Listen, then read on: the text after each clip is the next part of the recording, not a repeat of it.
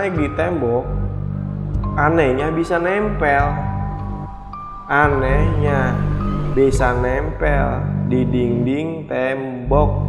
Ternyata nyata. Nyatanya apa? Ketika di bawah kolong tempat tidur itu ada wujud aslinya ular.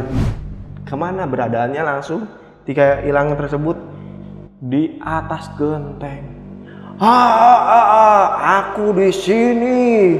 Kamu wahai manusia gak akan bisa nangkap saya.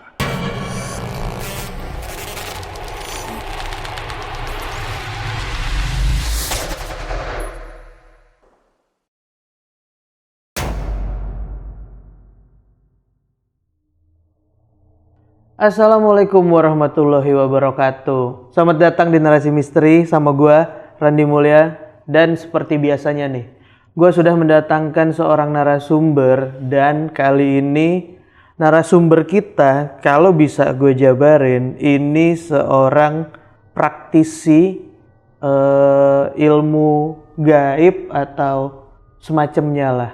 Nah, kita langsung ngobrol aja sama narasumber kita kali ini. Assalamualaikum Mbah Ekoy. Waalaikumsalam warahmatullahi wabarakatuh. Ya. Mbah Ekoy, sedikit nanya-nanya ya. Ya, silakan. Mbah Ekoy ini kan kalau bisa dibilang pemburu santet ya. Apa disebutnya? Kalau untuk di mata publik ya, mungkin dominan spesialis pengobatan santet dan pemberantas santet. Nah, oke, berarti buat orang-orang yang bermasalah dengan santet, dengan gaib, dengan santet, kiriman atau apapun itu emang itu banyak orang yang minta tolongnya sama Mbah Ekoy. Betul. Nah, ini dimulai sekitaran dari kapan nih Mbah? Kalau untuk istilahnya sekitar kapan tuh kurang lebih ya bisa ngobatin tuh saya 2007. Dari 2007? 2007. Oh, dan ini udah 2022, berarti udah sekitar 10 tahun, 13 tahunan ya? Iya. 15 tahun malah. 15 tahun. Nah, kita tahan dulu nih ceritanya nih. Oke. Nah, buat teman-teman yang mau tahu tentang apa yang tadi dijelasin sama Mbak Ekoy ini, tentang teluh, tentang pemberantasan dukun santet dan lain-lain, dan ini perjalanan hidup yang dijalanin sama Mbah Ekoy dari awal ada di dunia ini sampai hari ini akan dijelasin di sini apa aja yang dilakuin. Lo bisa tonton video ini sampai habis, jangan di skip karena ini pengalaman yang beda yang buat gue juga hal yang baru. Jadi lo tonton video ini sampai habis. Dan di sepanjang video ini akan ada atok-atok yang digambarkan oleh timnya Narasi Misteri jika ada sosok atau penampakan apa yang ada dalam pengalaman narasumber kali ini. Dan jangan lupa follow akun TikTok Narasi Misteri karena di sana ada konten-konten yang berbeda dari YouTube dan Instagram. Ya udah, kalau gitu kita nggak usah lama-lama lagi. Kita langsung dengerin pengalaman dari Mbah Ekoy kali ini. Karena di dunia ini bukan cuman kita yang nempatin.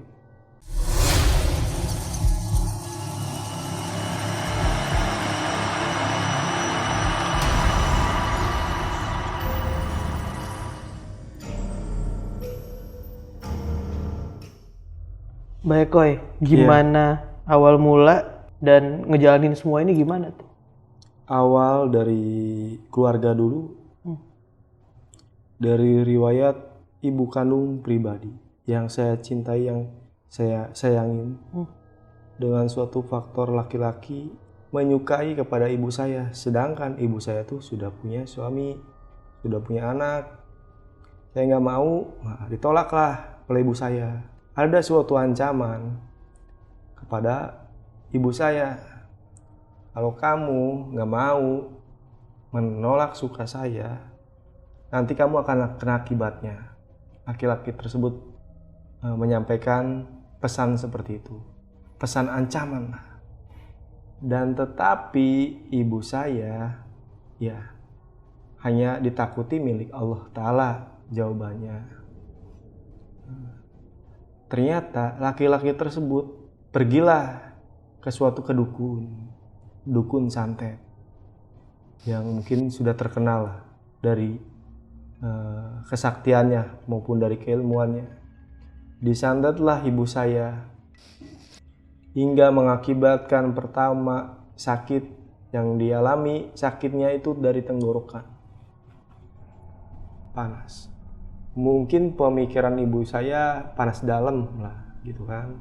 Minumlah larutan obat-obat panas dalam khususnya. Oh ini makin panas. Panasnya pun di waktu tertentu. Contoh, saya contohkan dari waktu 1:30 malam itu. Panas, kesakitan ibu saya. Ngejerit, nangis ya kan. Saking gak kuat. Sampai saya lagi tidur hingga bangun refleks, jeritannya sampai kedengaran lah, ke tetangga pun sampai mendengar. Gak biasanya gitu, ada apa ibu saya seperti ini. Dan saya suruh ngambil kompresan air. Ketika saya ambil dari kompresan dilap, itu lap pun yang tadinya dibasahi dengan air dingin, saya katakan air biasa dingin, itu langsung tiba-tiba mengeluarkan kehangatan kayak kasep-kasepan gitu. Kain Panas. itu? Kainnya tersebut. Tuh, saking panasnya. Tuh. Carilah ibu saya, nggak mempan air pun. Bukan untuk menjadi pereda ternyata. Nyari es batu, sampai saya nyari es batu. Nah, itu mau menjelang kurang lebih mau subuh. Itu. Nyarilah saya es batu. Dulu lagi belum punya kulkas, jujur. Ke tetangga lah. Nah, yang bikin aneh dan ganjil, es batu itu cepat surut. Dari istilahnya, dari kedinginannya jadi menjadi hangat, berubah.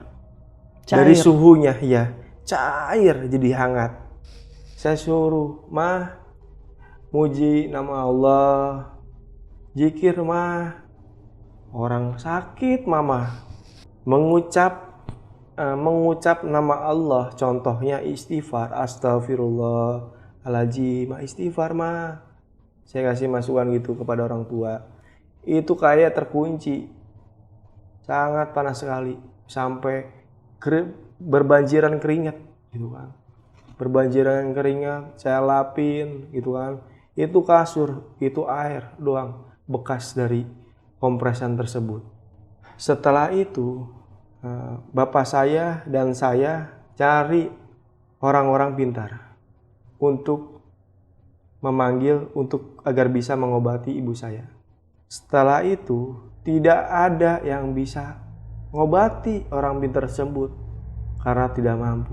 Nah, langsunglah ibu saya minta, meski suaranya serak, ke dokter supaya dikasih vitamin penyerinya supaya nggak nyeri banget gitu, supaya dicek up sama dokter. Panasnya pun itu hanya di sekedar tenggorokan, ininya mah nggak panas. Ini nggak ketika dicek up kaki, nggak badan, nggak, tapi ini tenggorokan. Karena dengan mungkin awalnya menolak laki-laki tersebut, itu hayu ibu saya nangis sampai saya pun sedih. Saya harus bisa menolong ibu saya. Ya Allah, tetap saya berdoa kepada Allah setiap waktunya, setiap malamnya, menemukan saya jalan kepada orang yang ahlinya yang bisa mengobati ibu saya. Dan waktu makin waktu, ternyata makin parah lah ibu saya. Dan parah tersebut hingga ibu saya tidak bisa makan. Saya mimpi ibu saya lagi dililitin kayak semacam ular gitu. Hanya ular yang berbentuk hitam dan kuning. Dan keganjilannya, setelah ular tersebut dalam mimpi saya ternyata nyata. Nyatanya apa? Ketika di bawah kolong tempat tidur itu ada wujud aslinya ular. Saya menemukan langsunglah saya refleks karena lagi kecil, hobi saya reptil. Saya singkirin, nggak saya bunuh, saya singkirin, saya buang ular tersebut. Dan makin hari, saya tetap berjuang dan bapak saya pun berjuang. Saya mencari dan menemukan suatu orang pintar tersebut di daerah Cirebon. Itu udah tua, sosoknya udah kakek tua.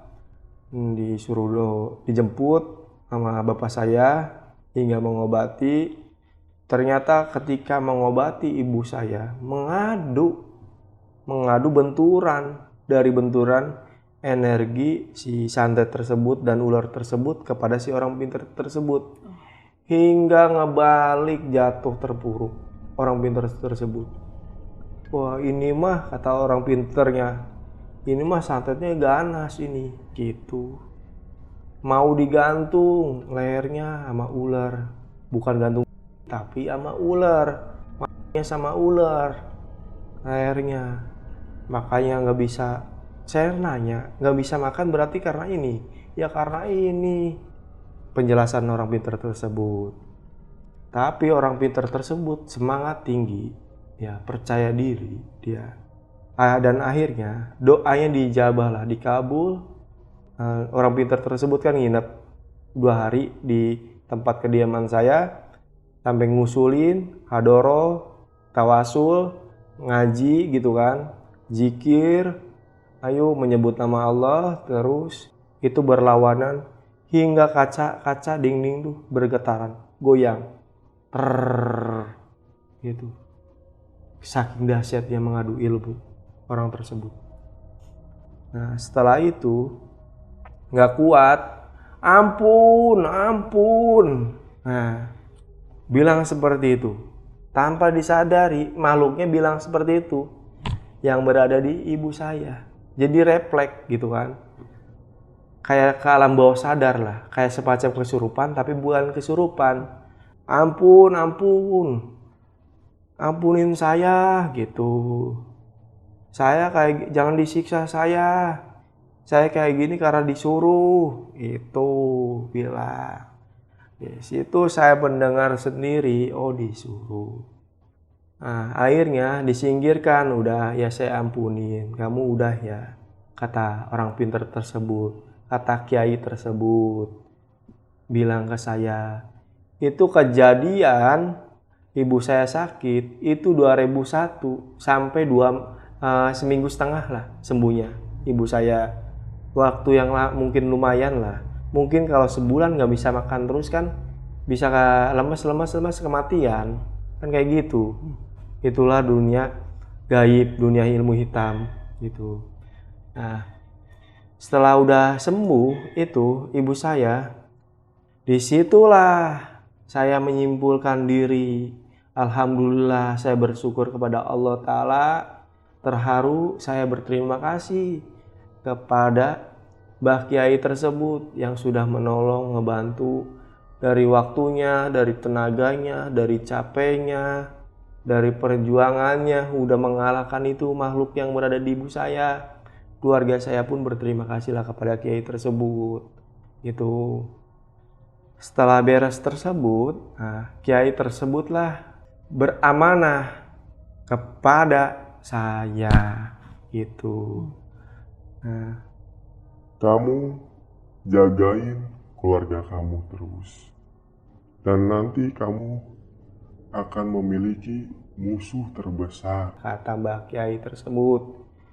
Musuh terbesar siapa? Nanti dari keluarga kamu lagi ada. Gitu. Ternyata omongan Mbah Kiai itu saya simpulkan, nanti saya menemukan musuh lagi. Siapa ini?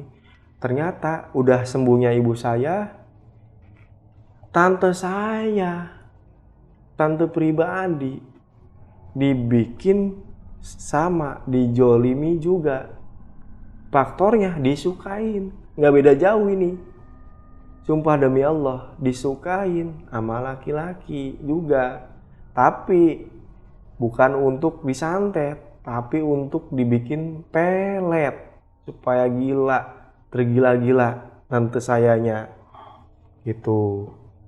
Dimasukilah jin-jin berupa contohnya dia pakai media peletnya kuntilanak, berubah. Nah, berubahlah jadi kuntilanak tante saya dengan ketawa berkatakan hihi yang sangat lantang mengelontarkan. Saya pengen ketemu laki-laki itu, ngomong ke suaminya. Tengah malam itu selalu membicarakan laki-laki itu terus gitu. Makin hari makin besoknya ternyata makin parah. Nah, makin parahnya ketika saya datang itu bukan sosok kuntilanak lagi yang dimasukinnya, siluman monyet atau bahasanya ketek, jadilah berubah ketek. Ketek asli, gerakan ketek semua.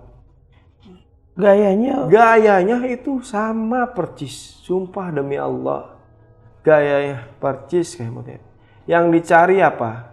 Itu pengennya ke pohon-pohon, istilahnya pengen naik-naik terus tuh.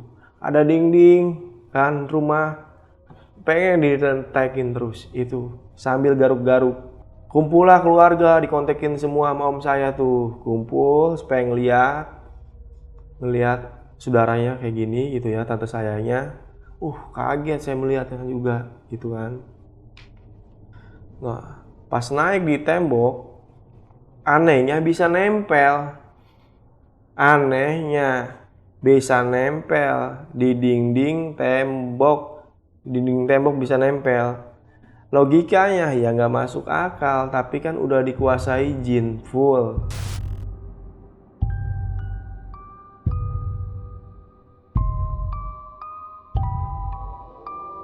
Sama pohon kayak gimana pun diloncat-loncatin pohon. Nah, om saya ya khawatir, takutnya jatuh, istrinya luka secara fisiknya. Dan akhirnya adalah suatu orang dipanggil, orang pinter juga, ya kan? Dirayulah monyet tersebut dengan hidangan buah. Nah, yang disukai monyet itu ternyata monyet itu memilih bukan pisang, tapi buah melon. Saya minta melon, baru saya turun. Bahasanya seperti itu, ngobrol, nyari kan dengan secepat keluarga saya melon. Beli melon lah, tuh dipotongin melon tersebut, turun dari panjatan pohon tersebut, langsung ditahap, langsung dikeluarin. Das. Setelah itu dari sana ternyata dipantau, masuklah jin gagu, jin bisu.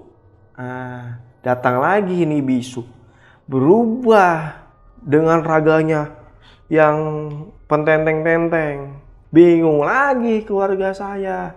Orang pinter itu kan yang udah ngeluarin masih ada untungnya. Tuh tetangga situ orang pinternya. Itu kan. Setelah itu diobrolin lagi. Nggak bisa ngobrol, isyarat menggunakan ya kode bahasa tangan lah kurang lebihnya.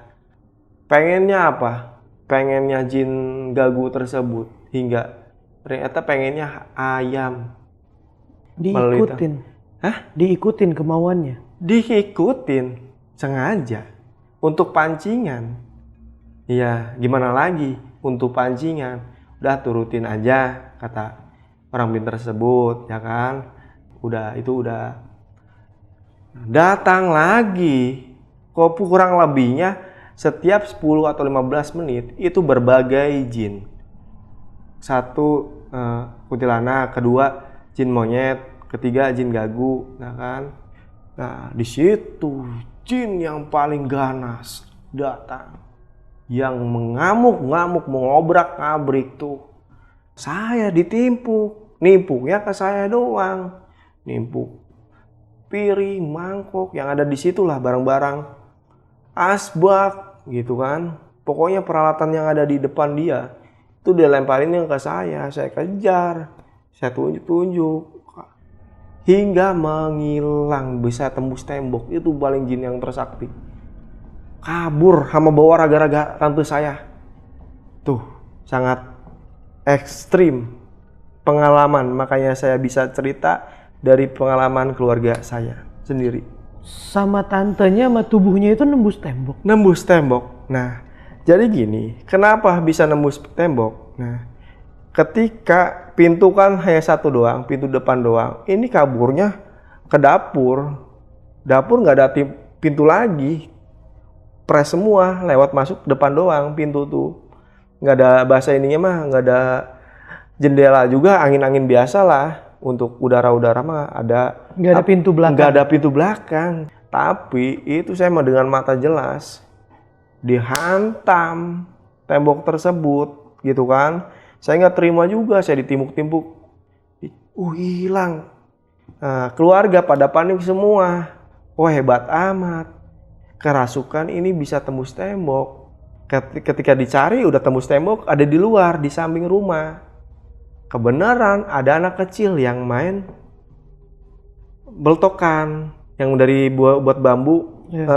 Mungkin tahu ya dari situ. Yang pakai kertas gitu. Itu ya, dimasukin itu ya kan.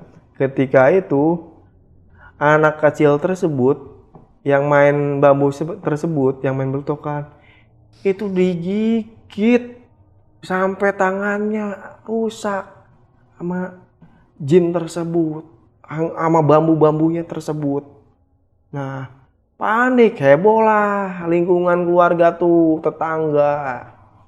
Dimasain lah, dipres gitu kan, biarin gak kabur kemana.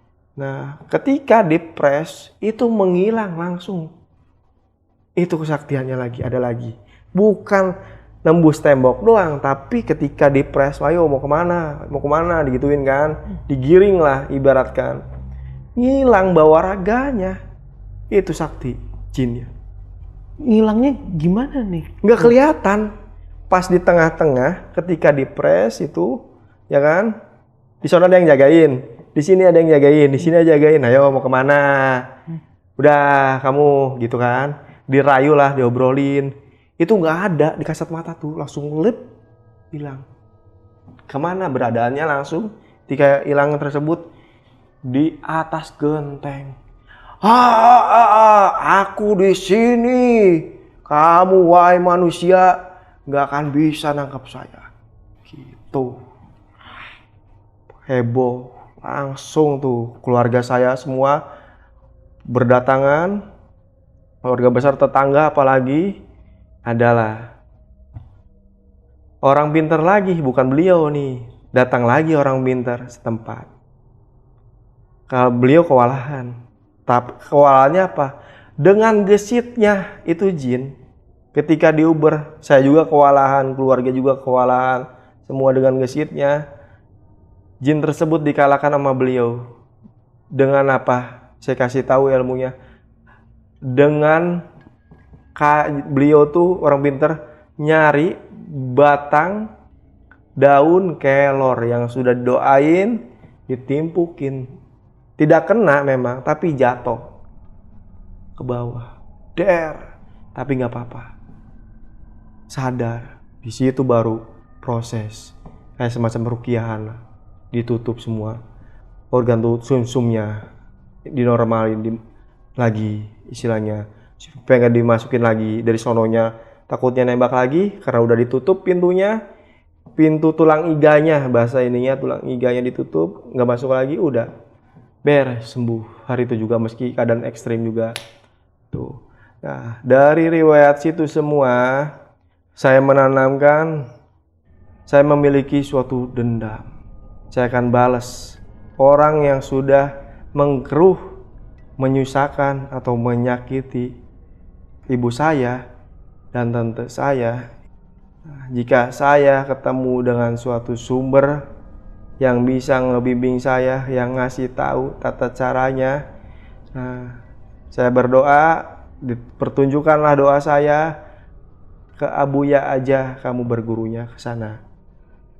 Ngobrol-ngobrol keperluan saya, silaturahmi saya pengen menimba ilmu apa ditanyain oleh beliau. Ilmu untuk memberantas ilmu hitam santet teluh kayak gitu.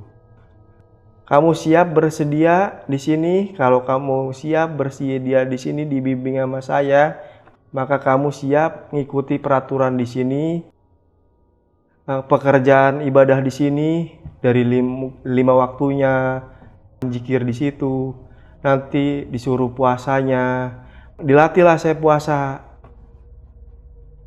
putih selama 3 hari dulu.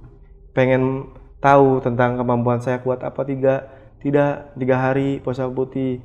Lulus tuh sambil ngamalin keilmuan di tempat beliau saya tuh. Setelah itu lulus,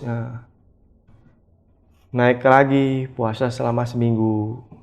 Alhamdulillah lulus lagi puasa seminggu. Nah, diajaklah baru oleh beliau tirakat. Tirakat ini yang sangat ekstrim. Nah, diajaklah ke gua-gua. Saya dititipin di situ. Kak, saya ditawasulin dulu, tawasul. Ya kan, beres tawasul, zikir. Ikuti saya di belakang, beliau di depan, dididik saya di situ. Nah, ternyata dalam gua tersebut lama kelamaan berubahlah suasana mistik gua tersebut dengan makhluk-makhluk berdatangan langsung untuk menggoda saya dari barang-barang. Saya contohkan emas ada kelihatan berjejeran. Tuh, tergoda enggak? Saya lagi zikir, ya kan? Zikir manteng, tapi di situ ada emas, gitu. Nah, supaya saya nggak konsen, gitu. Tapi saya fokus terus. Di situ ada yang membelai-belengai, itu wanita sangat cantik, itu paling jin. Gangguan gaib semua tuh. Gangguan gaib semua. Datanglah di situ. Kan benar-benar bentuk silumannya. Setelah itu datang siluman yang lidahnya sangat panjang lidahnya dan berotot semua, bermerah, celana semacam kolor kayak gitu, kaki panjang kakinya, istilahnya kuku-kukunya, apalagi tangannya ternyata memiliki suatu kayak mahkota lah, seperti itu, gelang. Bertanyalah siluman tersebut ke saya. Jadi silumannya di depan mata, tapi bisikannya sampai ke telinga saya. Itu kelebihannya siluman. Bukan kita dibisikin, tapi suaranya langsung nyampe ke bisikan saya.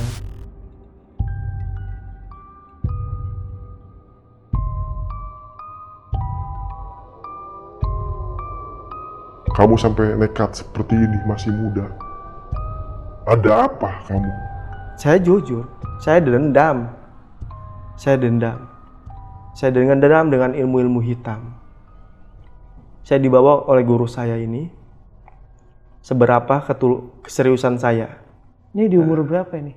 Saya itu dididik kurang lebih 16 tahun umur saya. Oh, okay. Udah masuk ke dalam gua-gua. Nah, daerahnya masih di Jawa Barat? Daerah betul, masih di Jawa Barat. Saya masuk gua, pondasi saya tidak menduakan Allah. Karena ada guru.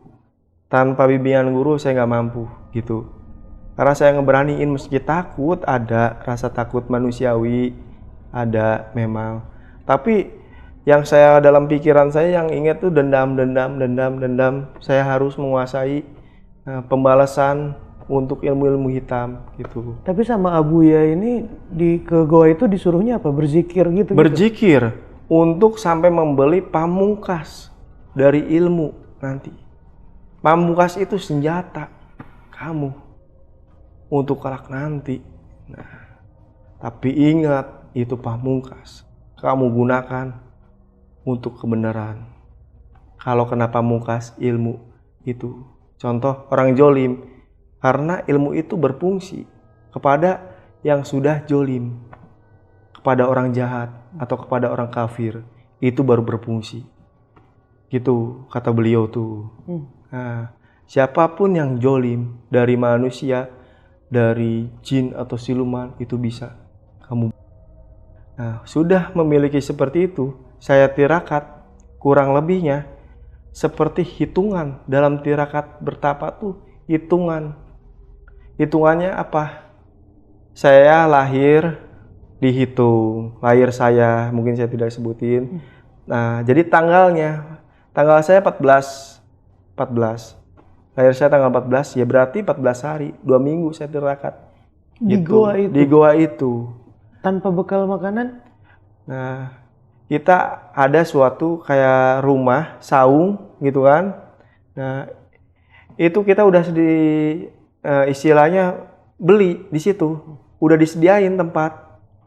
Nah, yang saya makan untuk sehari-hari saya, ya saya jujur, diwajibkan sama guru, itu nggak boleh makan ikan, telur, ayam untuk membunuh hewan-hewanan supaya bersih. Terus yang dimakan apa? Harus ada syarat cabai supaya pedes mulut kamu seperti cabai. Nasi sama cabai. Terus yang lain tempe, tahu boleh. Yang penting ada cabainya aja. Gitu. Jadi waktunya misalkan ajan nih, ya ajan kita tidak di goa situ, kita di tempat sholat. Waktu beres sholat, kita masuk lagi ke goa gitu. Karena ke dunia kegelapan. Nah, pembelajaran saya gitu, pesan guru. Dari kegelapan, dari ketakutan, itu di situ ada titik terangan. Ternyata ada faedahnya. Dari kita membunuh rasa takut kita, itu ada faedahnya. Untuk menguatkan keimanan kita. Yang kita takuti itu wajibnya kan Allah Ta'ala. Bukan mereka-mereka. Meski kita dimensi alam kan dibagi dua, alam nyata dohiriyah maupun alam goib. Saya lulus, disitulah alhamdulillah saya diizinkan pulang sama beliau. Setelah pulang, orang tua saya mencari saya. Ternyata saya kemana gitu? Nggak izin. Nggak izin sebelum berangkat ke sana. Nah, izin tapi lama. Saking lamanya nih, orang tua kan mencari, saya udah izin kan ke rumah guru, ternyata kelamaan gitu mencari. Sedangkan dulu kan nggak ada komunikasi HP, handphone, khawatir lah namanya orang tua. Ya kan, berjalannya waktu, ada arahan juga, ya kan. Nah, udah bikin YouTube gitu kayak orang-orang lain tuh, nggak ada kan. 2014 kan, pembahasan apa ya, saya pikir-pikir dulu. Saya mau nantang santet dulu, ilmu hitam apapun. Pembahasan saya gitu. Balik ke balas dendam yang di awal dulu. Balas di awal dendam dulu. Bahwa saya udah memadai. Gitu ilmu saya nih.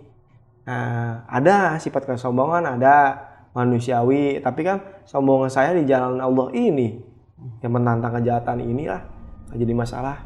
Sok, yuk yang punya ilmu sakti saya gituin di YouTube. Yuk yang punya ilmu sakti maju, kata saya, perang secara jarak jauh dengan saya gitu. Dari negara manapun, butin luar negeri kayak gimana pun, saya tantang santet trunya. Pesan saya menyayangi kepada masyarakat Indonesia khususnya. Saya perwakilan, saya taruhannya.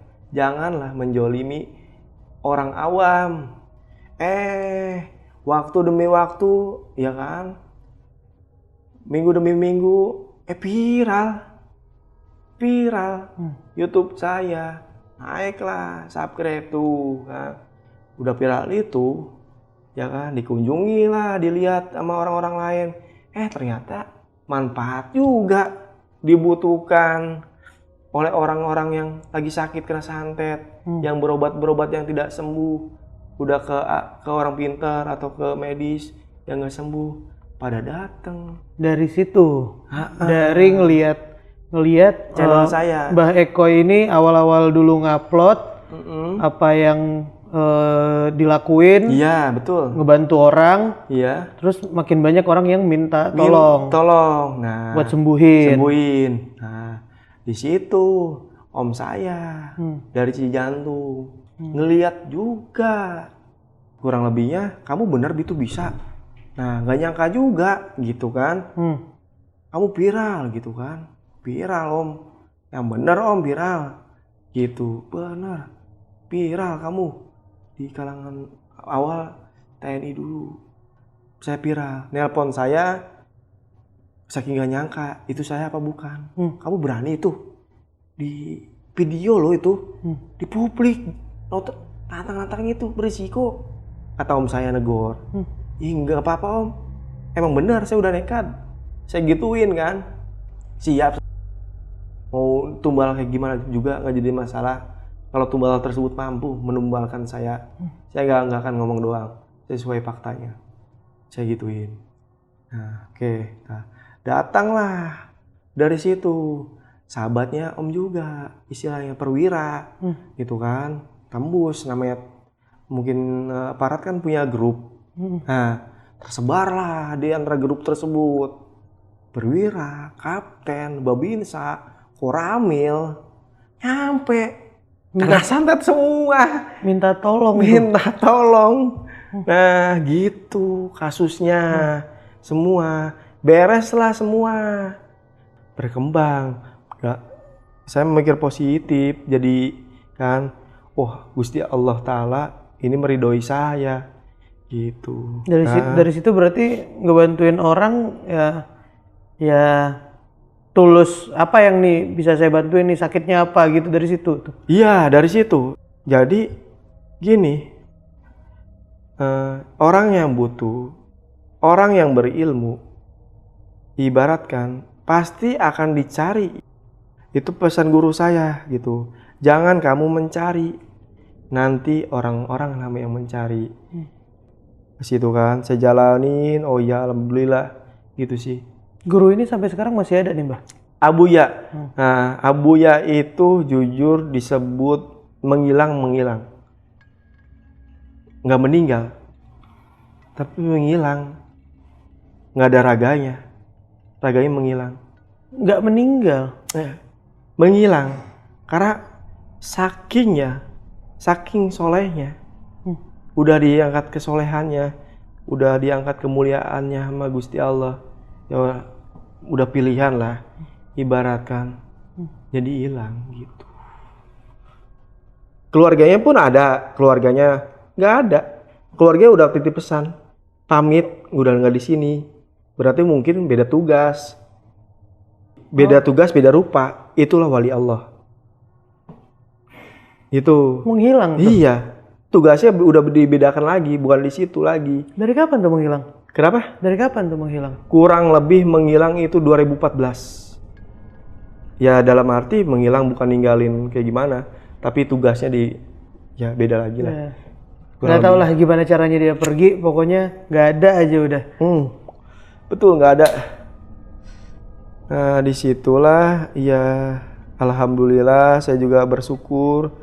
Sampai saat ini saya selalu bersyukur kepada Allah Ta'ala, dendam saya terbalaskan gitu kan. Nah saya bisa juga membalaskan perang gaib gitu. Ini masih menyangkut, masih berhubungan dengan balas dendam yang awalnya ada ini nih, perang gaib ini nih. Nah betul, karena orangnya masih hidup.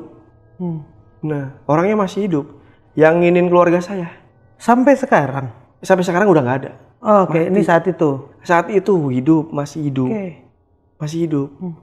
Nah, masih hidup. Karena orang tua saya yang nunjukin. Gara-gara ini nih gitu. Sama tante saya juga. Saya udah bisa, udah cukup. Pembalasan saya dendam. Saya penyerangan juga melalui goib. Gitu. Dengan orang itu? Dengan orang itu. Kayak gimana tuh Mbak? Kenapa? Kayak gimana tuh? Saya? Perang gaib tuh, pertama saya menjalankan sholat hajat tuh. Sholat 5 waktu mah ya pasti. Sholat hajat. Nah beres sholat hajat. Nah di situ saya permohonan hajat saya. Meminta kepada Allah Ta'ala, saya izin, ya Allah ya Rob. Nih, saya jelaskan ya, biar nggak ada salah paham. Titik garisin. Saya untuk menegakkan ma'ruf munkar nagir ya Allah ya Rob. Nah, meski ini keji atau seperti apa, saya ingin membalas dendam saya ya Allah ya Rob. selama ini orang-orang yang sudah menjolimi ibu saya atau keluarga saya ingin saya bunuh satu persatu. Tuh. Nah, mohon maaf ya Allah ya Rob, saya gitu. Nah, saya kayak gini, jika kala Allah meridhoi, Allah yang mengabulkan, kan doa sesungguhnya bukan saya yang mengabulkan ya Rob, tapi kembalikan kepadamu ya Allah ya Rob. Saya tidak daya upaya melainkanmu ya Rob.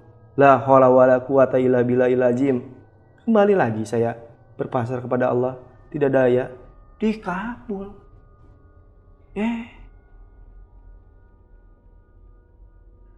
Boy, makin semangat. Oh, saya boleh nih tegakkan maruf munkar nangkir.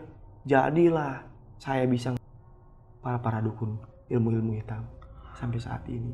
Apa yang terjadi di sana? Tunggu. Apa yang terjadi sama dia di sana? Di sana. Itu sempet tahu? Tahu, jelas tahu. Karena istilahnya bahasa ininya kurang lebihnya rumah mereka nggak jauh dengan rumah orang tua saya. Beda RT lah. Orang deket warga sekitar juga. Iya. Oke. Betul. Tapi ada ciri-ciri nggak sih orang yang menganut ilmu hitam ini di keseharian itu ada ciri-cirinya nggak sih, Mbak? Oke. Dari kecirian ada. Dari kita bahas fisik dulu ya. Dari fisik aura gelap. Aura diem, gelap. Ini yang bisa ngeliat orang yang paham juga? Enggak, atau orang bisa awam bisa tahu? Orang awam juga bisa tahu. Nah, kalau orang yang punya ilmu hitam, dari auranya juga gelap. Terus jarang berbaur dengan orang, itu jarang. Itu selalu menyendiri terus.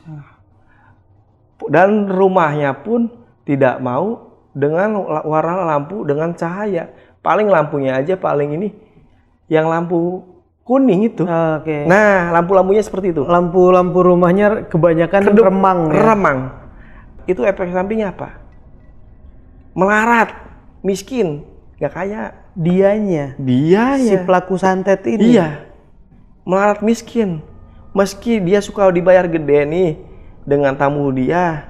Wah, pada hebat lah istilahnya, tapi habis karena uang panas, uang haram, nggak ada kaya. Dan ada lagi caranya haram ya. Caranya haram. Orang-orang yang menganut ilmu hitam itu Allah nggak akan memberi keturunan. Nggak ada yang keturunan, meski nih dia kawinnya berapa kali nggak dipunyain anak. Itu sepengetahuan saya, perjalanan saya. Dan sekarang masih aktif buat ngebantuin orang juga ya? Alhamdulillah untuk sampai saat ini masih juga. Apa tuh channel Mbak? Pasukan Kumbang Sewu. Pasukan Kumbang Sewu. Iya. Nah itu akun YouTube-nya tuh ya? Akun YouTube saya. Nah buat temen-temen nih yang mau ngelihat apa yang selama ini dilakuin, dijalanin sama Mbak Ekoy, lo bisa langsung tuh kunjungin channel YouTube-nya Mbak Ekoy itu. Iya betul. Bah, sekali lagi makasih ya. Iya, sama-sama. Saya juga mau terima ceritain kasih pengalaman dan ini pertama kalinya nih ya. Iya, betul. Hal ini diceritain di sini. Di konten ya. Konten, iya. Perjalanan hidup ya. Perjalanan hidup. Karena baru pertama kali. Nggak ada ya. Channel-channel yang lain. Ada yang mengajak. Ya tapi ya istilahnya gimana ya? Kan serak-serakan hati. Iya. Ya. Dan ini pertama kali perjalanan hidupnya bener-bener diceritain dari awal dan kenapa gitu ya. Terima kasih buat teman-teman yang sudah nonton video ini sampai habis. Terus support channel Narasi Misteri. Jangan lupa nyalain lonceng notifikasinya dan share juga biar kita bisa terus menceritakan pengalaman-pengalaman orang-orang di luar sana yang banyak tidak kita dengar. Ya udah kalau gitu gue Randi Mulya ngewakilin Mbak Ekoy pamit karena di dunia ini bukan cuma kita yang nempatin.